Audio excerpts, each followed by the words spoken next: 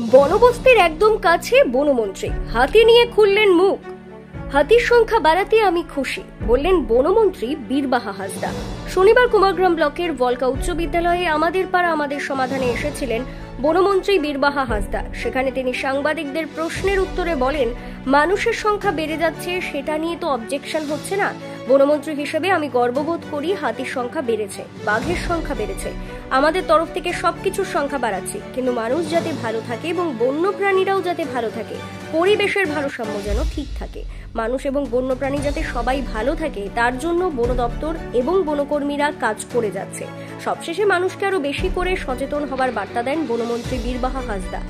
বারোবিশা থেকে নিমাই চাঁদের report, BCN Bangla.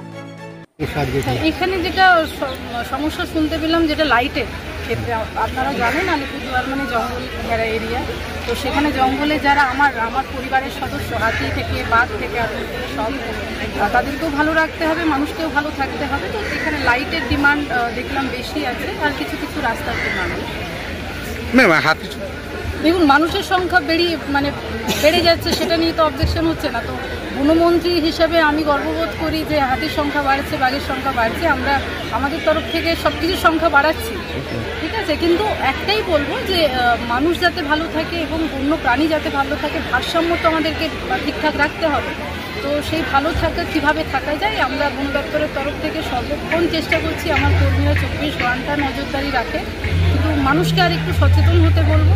মানুষ বেশি করে সচেতন হলে আমার মনে হয় যে সমস্যাগুলো হচ্ছে সেগুলো সমাধান হবে।